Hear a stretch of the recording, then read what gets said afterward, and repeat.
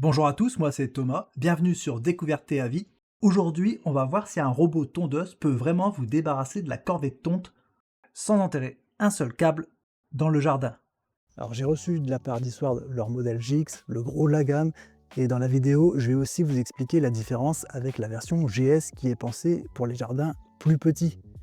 On va l'unboxer, l'installer ensemble, la configurer dans l'app, la faire bosser dans mon jardin, et à la fin, je vous dirai clairement si pour moi, du coup, est-ce que ça vaut le coup ou pas. Alors le contexte, juste pour être clair, dès le départ, Eastward m'a envoyé la tondeuse GX pour que je la teste, mais ils ne m'ont pas payé pour dire du bien du produit et ils ne valident pas ce que je dis dans la vidéo. Comme d'habitude, vous avez tous les liens officiels en description, plus les infos de promo ou code réduction si j'en ai au moment où je tourne. Vous pourrez aussi retrouver les fiches techniques détaillées si vous voulez creuser un peu plus ce robot Eastward. Alors c'est quoi cette fameuse G-Series? Alors la G-Series chez Eastward, c'est une gamme de robots de tondeuse qui fonctionne sans fil périphérique. Au lieu d'enterrer un câble tout autour du jardin, on dessine une frontière virtuelle dans l'application. Alors dans cette gamme, qu'est-ce qu'on a?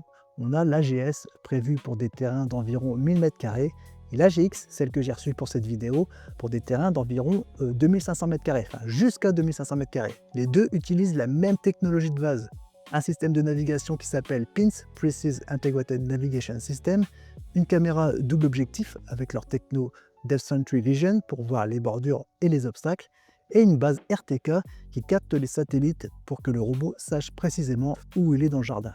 Donc pour simplifier, qu'est-ce qu'on a? On a l'AGS qui a une largeur de coupe d'environ 19,6 cm et qui peut mémoriser 10 zones dans le jardin, et l'AGX monte à 23,5 cm de largeur de coupe et peut stocker 20 cartes, donc plus adapté au grand terrain et à plusieurs zones.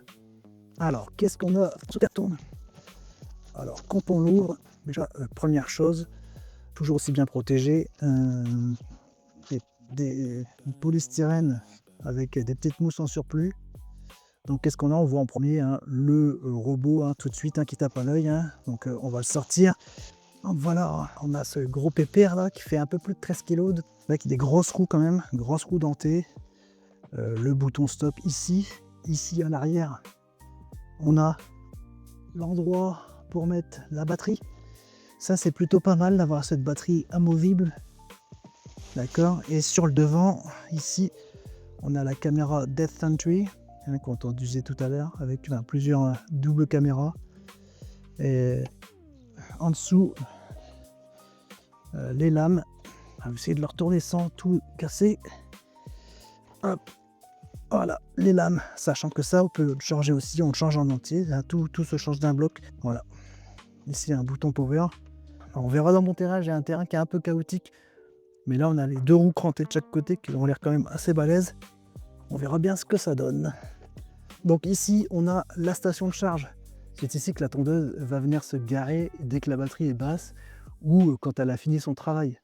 Et à l'avant, on voit les contacts métalliques qui permettent de recharger le robot. C'est cette station que le manuel demande d'installer sur un sol bien plat, avec une bonne zone dégagée devant pour que la GX puisse s'allier tranquillement et ne pas rater sa place de parking, on va dire. On a la balise RTK ici. Voilà, balise RTK classique, avec là les tubes. Bon, je vais vous montrer, c'est des tubes. Bon, allez, on va vous l'ouvrir quand même. On va essayer de faire ça aussi. Voilà, les deux tubes pour un d'extraordinaire. Pas de vis. Ici, les inserts pour faire remonter le câble dedans. Voilà. Alors, ici, on a un gros transfo là, tac, avec comme la ref bien sûr, comme les décorations de Noël. Alors là, il est un peu plus sérieux quand même. On a un retour ressort. Tac, ici, ça, pour les nettoyages, on a petite brosse pour nettoyer le robot. Tac, petite brosse, voilà. Et bien sûr, les inserts pour fixer la plaque de sol. Là, on a la batterie LiFe PO4. Donc ça, c'est cool. Une grosse rallonge pour la balise RTK qu'on a d'autres. Ça, c'est pour les pieds de balise RTK aussi, vraiment pour l'ancrer dans le sol. Donc le robot, c'est pareil, le gros pépère qui est derrière moi, je disais, c'est 56 cm de long, pardon. 45 de large, 13 kg. Côté protection, j'en ai pas parlé tout à l'heure, mais on est sur un corps annoncé en IPX5, donc lavable au tuyau, hein, donc enfin pas barbare, mais en gros ça veut dire ça. La station elle était IPX4 et la lime elle est IP65. En gros il est fait pour vivre dehors, hein, c'est une tondeuse, mais il peut pas passer sa vie non plus dans une flaque d'eau, quoi. D'accord, il n'est pas, c'est pas un plongeur. Donc voilà, on va pouvoir passer maintenant à l'installation de tout ça. Alors, je vais en parler un peu plus après, mais il faut déjà lui faire une charge complète, hein. Donc là, on va passer à l'installation. On va le mettre en charge et on reviendra pour la suite, quoi.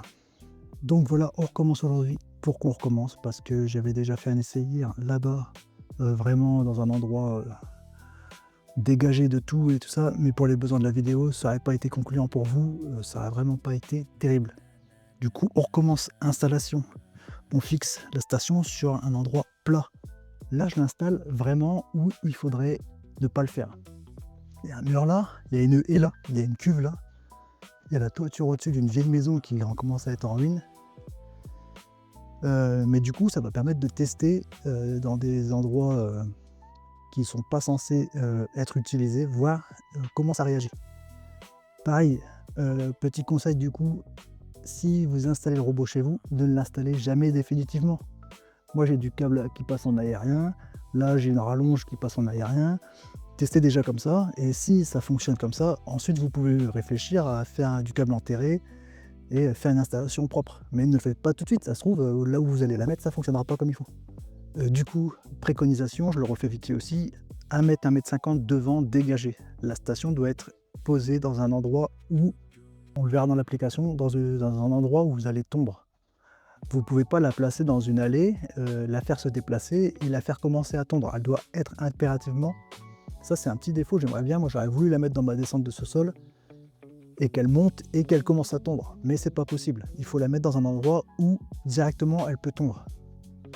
Ma balise RTK elle n'est pas là, je l'ai mise sur ma cuve de récupérateur d'eau, je vous la montrerai tout à l'heure.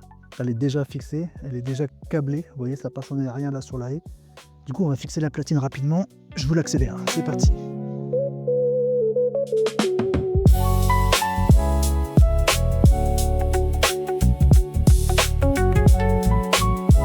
Je vais tout de suite mettre le robot. Le robot quand vous l'attrapez, il y a une prise devant ici, en dessous, une prise derrière aussi, une espèce de poignée.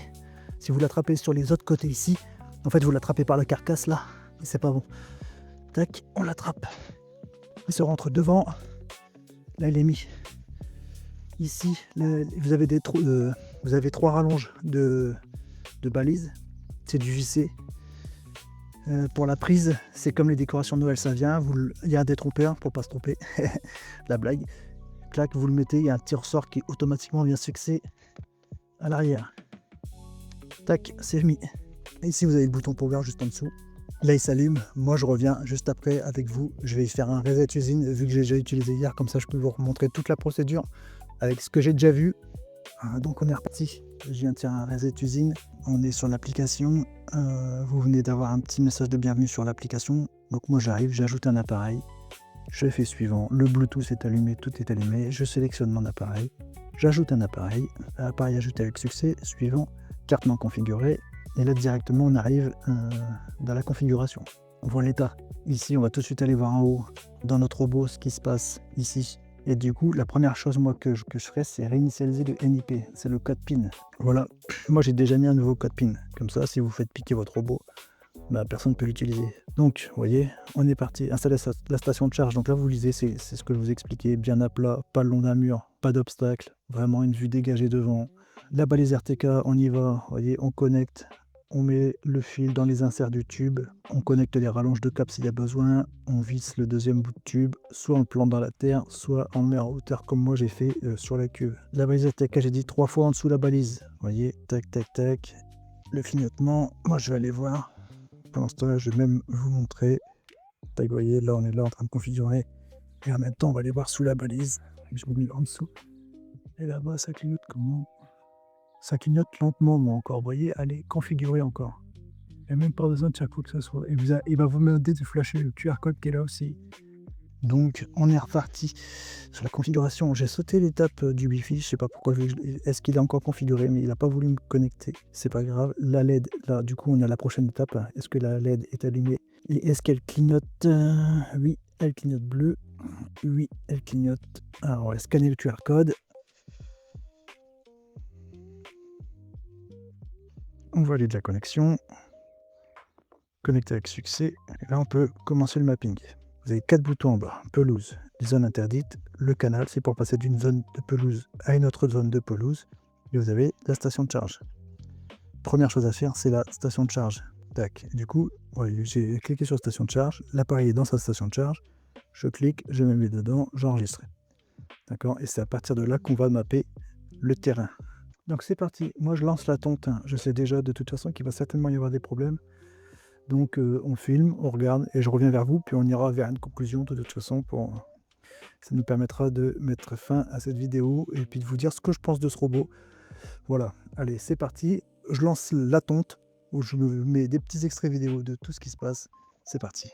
Voilà, pendant que vous êtes en train de voir des extraits de ce robot Eastward en train d'opérer dans mon terrain, c'est le moment d'en revenir un peu sur, on va dire, une bonne semaine, 10 jours d'utilisation. Après 3 réglages. Alors, savoir que j'ai un terrain, moi je l'ai déjà dit dans la vidéo, j'ai un terrain qui est un peu chaotique, même très chaotique. J'ai vraiment beaucoup d'espaces différents avec soit du très plat, soit de la pente, soit j'ai un endroit où j'ai les enfants qui jouent au foot. Du coup, c'est beaucoup des bottes d'herbe, des buttes d'herbe. Ou moi-même, avec ma tondeuse classique, il y a des fois, j'ai le carénage de la tondeuse qui vient taper. Et tout ça, ça m'amène à vous dire déjà, pourquoi je parle de mon terrain chaotique? Parce que le robot se déplace très bien dans ce terrain. Alors oui, des fois, il va y avoir des petits couacs où il va rester coincé dans un trou. Sa roue, enfin voilà, là c'est plus un problème de terrain que de robot, je pense, parce que quand si la roue elle est dans un trou, elle a beau tourner, ça n'avance pas. Alors des fois il arrive à se libérer, des fois non, et ça permet de mettre à jour notre terrain, si je peux dire. On rebouche les trous, et des fois autour des arbres, ça arrive, moi que j'ai planté des arbres, et on met du terreau, et du coup avec l'eau ça se tasse, et du coup il peut y avoir une différence de 4 ou 5 centimètres, et il arrive, il a une roue dedans, une roue à l'extérieur, il se met en dévers, et là il n'arrive plus à avancer. C'est ce type de trou dont je parle. Donc il se déplace super bien dans mon terrain, et j'ai l'impression qu'il se déplace même mieux que moi qu'avec ma tondeuse, vous voyez. Deuxième chose super pratique, c'est l'application. L'application est super simple, et là ça m'amène à parler aussi de sa simplicité, qu'elle est peut-être trop simple. Parce que du coup, ça amène sur un ou deux points négatifs. Enfin, négatifs, non, pas négatifs. Il y a un point qui est négatif. Avant la mise à jour du micro-logiciel, j'avais quelques problèmes avec le robot. Justement, quand il rencontrait un trou ou un problème, il s'arrêtait et il terminait sa tâche. C'est-à-dire que je ne pouvais pas lui faire reprendre la tonte. Et du coup, ça m'a amené à penser que c'est dommage. On a un historique de tonte et on ne peut pas reprendre une tâche à partir de cet historique de tonte. Et ça, c'est un peu dommage. Alors, ce problème, je ne l'ai plus eu après la mise à jour du micro-logiciel. Depuis la mise à jour, il y a eu vraiment un changement de comportement. Et là, il fonctionne beaucoup mieux. Et du coup, ça m'amène à un autre point négatif, la mise à jour négatif, où j'ai eu du mal. La mise à jour du micro-logiciel, j'ai eu un peu de mal à la faire. Il a fallu que je déconnecte la connexion automatique à mon réseau Wi-Fi de mon téléphone. Parce que le processus pour faire la mise à jour du micro-logiciel, c'est déjà télécharger la mise à jour sur son téléphone. Donc là, il faut du réseau. Et ensuite, il a besoin de se connecter au Wi-Fi de la tondeuse pour lui envoyer la mise à jour et faire la mise à jour. Le problème, c'est que quand moi, je me connectais, il y avait ce temps entre les deux où il se reconnectait automatiquement à mon réseau Wi-Fi, et du coup, ça bloquait la mise à jour du micro-logiciel. Donc ce que j'ai fait, c'est que je me suis mis, j'ai désactivé mon réseau Wi-Fi en connexion automatique. Je me suis mis en partage de connexion avec mon téléphone pour créer un réseau en fait. Je faisais la mise à jour, je me connectais sur le Wi-Fi du robot, et là ça a fonctionné nickel. Peut-être que ça le fera que pour moi par rapport à ma configuration, je sais pas. Peut-être que d'ici là il y aura des mises à jour. Du coup, concernant aussi la tonte, moi j'y ai fait faire vraiment un exercice, très dur parce que j'avais une tonte, j'étais à je pense une semaine, 10 jours de pousse et du coup j'étais sur une herbe haute et en une semaine au premier passage c'était pas parfait, mais je pense que c'est pas ce qu'on attend d'un robot tondeuse. On attend d'un robot tondeuse qu'il ait une herbe courte, qui circule régulièrement dedans et que ça reste court, qu'on la voit pas pousser, quoi. Et moi, au bout d'une semaine, 10 jours, là, il a réussi à rattraper cette herbe haute, là. Et là, j'ai une herbe qui est nickel. À part les contours. Les contours, vous êtes toujours obligé de les faire, forcément. C'est un petit peu comme les robots ménagers, même si maintenant ça devient mieux. Les robots aspirateurs, ça devient mieux aussi sur les contours. Mais avant, c'était un peu ça aussi. Le point faible des robots aspirateurs, c'était les plaintes. Et ben là, c'est un peu pareil pour le robot tondeuse. Ça dépend dans quel sens il va faire votre pelouse. Vous pouvez régler le sens dans lequel il tombe. Et d'ailleurs, vous pouvez même choisir qu'à chaque tonte, il change de sens à 90 degrés. Il y a certains endroits où il arrive à aller accéder, mais il y a certains endroits où faut y aller à la débroussailleuse. Et ça, c'est normal aussi, je pense, hein. Avant, avec une tondeuse, on se sert, même avec une tondeuse classique que vous utilisez vous. Après, dans l'application, il y a une autre chose que j'aurais bien aimé. C'est pas un défaut, c'est pas. Il y a beaucoup de défauts qui sont corrigeables justement avec des mises à jour logicielles, comme il y a déjà eu, et j'ai vu vraiment un gros changement de comportement avec cette mise à jour. J'aurais bien aimé un système de zones différent. Vous voyez, quand vous faites avec un robot aspirateur votre maison, il cartographie toute votre maison et ensuite vous pouvez lui dire ça c'est la cuisine, ça c'est la salle à manger, ça c'est une chambre, et vous pouvez lui dire tiens, là tu vas juste aspirer et laver la chambre. Et ben là, j'ai pas l'impression que ce soit possible. On peut pas lui dire tiens, là c'est le derrière, là c'est le devant, là c'est sur la gauche de la maison, et puis j'aimerais bien que tu tournes que cette partie-là, quoi. Ça c'est pas faisable. Alors, à moins que, comme je dis, j'ai peut-être pas compris correctement le système de zones, parce que sur le GS c'est 10 zones, sur le GX c'est 20 zones. Mais j'ai l'impression qu'elles sont vraiment indépendantes, quoi. On peut pas les lier entre elles. Voilà, je pense que j'ai tout dit sur ce robot. Moi, je suis plutôt satisfait. Là, on arrive à quelque chose, à un résultat qui est vraiment correct, après un coup de débroussailleuse et aucun coup de tondeuse, hein. Je le rappelle, c'est lui qui a fait tout le travail. Là, vous voyez sur les images, ça commence à être vraiment propre.